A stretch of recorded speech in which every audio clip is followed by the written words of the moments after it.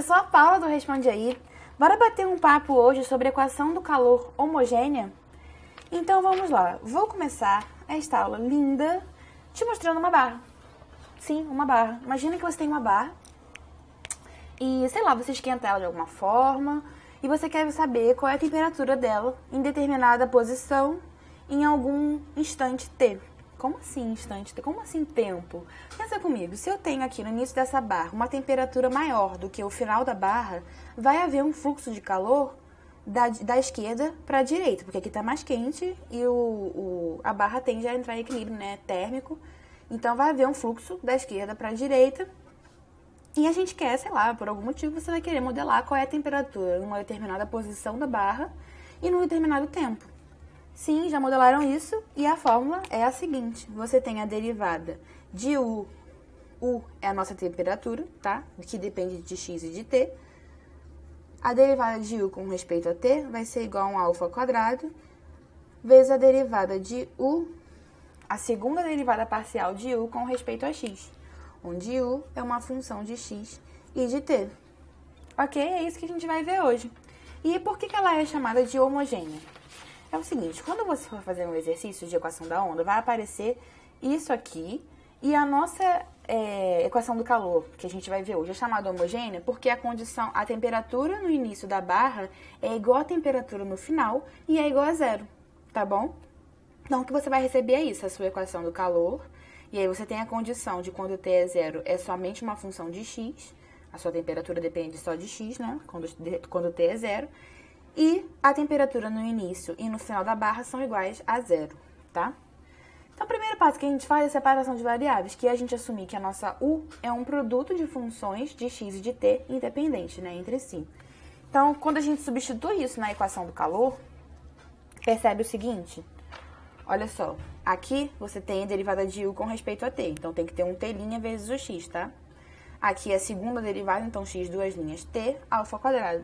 Então, agora o que a gente quer fazer é realmente, literalmente, separar as variáveis. Vai ficar t de t. O alfa ao quadrado sempre fica com t, ok? Sempre. Escreve dessa forma, separa as duas. E como a gente está supondo que são funções independentes, a gente não quer que elas dependam uma da outra. Então, para elas serem iguais para qualquer x e para qualquer t, a gente vai igualar elas a uma constante menos lambda. Menos? Por que menos? Frescura, que deve fazer mais sentido para o pessoal da física, engenharia, que eles veem bastante isso. Mas para a gente aceita esse menos lambda e ponto. Ok? Tá bom. Então, agora, aquele sistema meio feio, né? Aquela equação meio feia, ficou agora uma EDO de segunda ordem e uma EDO de primeira ordem, né? Agora, mel na chupeta, bem mais fácil do que estava antes, pelo menos. Vamos escrever, então, isso aqui na forma daquela, como a gente supôs que o U, escrever aqui, que o U de xt, nossa, parece um W, U de xt era um x de x com um t de t, isso aqui significa o quê? X de 0, t de t, é igual a zero. E aqui embaixo, x de L, t de t, é igual a zero. Mas isso aqui não pode ser zero, porque a gente não quer solução trivial, porque senão U vai ser zero e isso não importa pra gente. Então, isso aqui também é diferente de zero. Portanto, o x de 0 tem que ser zero e o x de L tem que ser zero. E essas condições de contorno vão ajudar a gente a descobrir, a deixar bonitinha essa primeira EDO aqui. Aquele U de x, zero, igual a f de x, a gente deixa sempre pro final, tá? Pois daqui a pouco você vê o porquê. Então, o nosso sistema ficou agora isso aqui. E como a gente já viu no capítulo passado, a gente precisa resolver sempre aquela EDO que tem duas condições de contorno. No caso, como é o x, a gente sempre vai começar resolvendo o x, nesse caso. E a solução, como a gente já viu no capítulo passado, de alto valor e alta função, a gente viu que para lambda menor do que zero, ou para lambda igual a zero, a solução era trivial, então não importava. Para lambda maior do que zero, que dava uma solução lá com complexos, ficava um x de n, ou seja, o x dependia do nzinho, o seno de nπx sobre L. Se tiver alguma dúvida, volta lá para revisar, onde o lambda n era π n sobre L, tudo isso ao quadrado, para n igual a 1, 2, 3, etc. Então, agora vamos resolver o t, é o que está faltando, né? T' é igual a menos alfa ao quadrado lambda t, portanto, o t vai ser uma exponencial. Exponencial menos alfa lambda, só que lambda é π ao quadrado, n ao quadrado sobre L ao quadrado.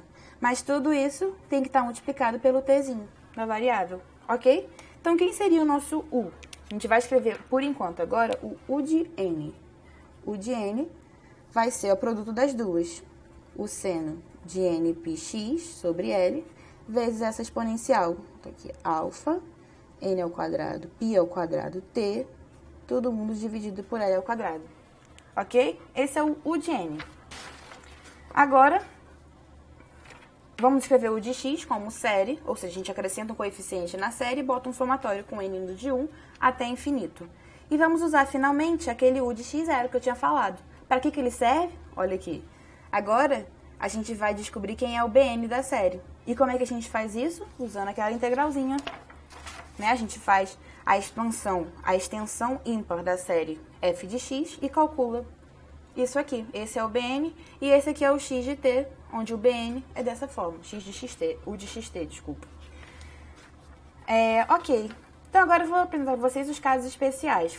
Esse aqui é o que a gente acabou de ver, que são as condições de contorno são homogêneas, é o problema de Dirichlet. E aí a solução x de n é dada por isso aqui, o lambda de n é dado por isso aqui, e foi o problema que a gente acabou de ver. Agora tem outra, que não é mais a sua função em 0 em L, mas a derivada com respeito a x da sua função u, em 0 em L também sendo igual a 0. E aí o que você tem é que o x de n vai aparecer agora o cosseno, não mais o seno. E além disso você assume uma solução que é constante. Tá bom? Fiz um passo a passo para ajudar, tá? Na hora de resolver. Primeira coisa que a gente fez foi assumir que o u de x e t, era um produto de funções independentes de x e de t. Depois, a gente substituiu na equação do calor, essa relação toda, né? Calculou a derivada com respeito a t, calculou a segunda derivada com respeito a x, e aí substituímos lá. Depois a gente separou as duas variáveis, ó, ficou desse jeitinho, e aí a gente igualou essa coisa a menos lambda. Tá? E não sei se você lembra, mas no capítulo passado, a gente, em alto valor e alto funções, a gente estudou cada caso desse lambda, já está bem esmiuçado, e é importante você estudar o caso do lambda em cada questão, para você ver como é que fica a sua solução. A gente obtém as EDOs separadas, uma para t e outra para x, foi quando a gente encontrou aquele sistema maior, né, grandão, mas que era mais tranquilo de fazer. Depois a gente substituiu a forma do passo 1 as condições de contorno, lembrando que não queremos solução trivial. O que foi aquele passo 1? Foi quando a gente encontrou o x0 igual a 0 e o x de L igual a L. É aquilo, é você escrever o u de 0t, por exemplo, como x de 0 e t de t. E aí você vai descobrir quais são as condições de contorno da EDO, de segunda ordem. Aí o passo 7, resolver a EDO que tiver as duas equações de contorno, né? As duas condições, sempre, tá bom? Depois a gente estuda os casos do lambda, obtendo os autovalores e as autofunções. Depois a gente resolve a EDO que falta, com o lambda que a gente já viu. A gente já viu qual é, tá? Porque, ou seja, se um lambda deu uma solução trivial para uma equação, para sua EDO, você não vai usar ele para testar a outra, porque não vai servir de nada, que a outra já é 0. Então, não faça isso. Assim que você encontrar uma solução que seja válida, aí você usa o lambda para a próxima. Passo 10. Fazer a combinação linear das soluções. Foi quando a gente transformou aquilo em série, botou um somatório e um coeficiente Bn. E 11. Resolver a série de Fourier da condição inicial para obter o Bn, que é o coeficiente da sua série. É grande, é trabalhoso, mas as questões são bem parecidas. É só seguir esse passo a passo que vai dar tudo certo. Fé. Por hoje é só. Esse vídeo te ajudou? Responde aí.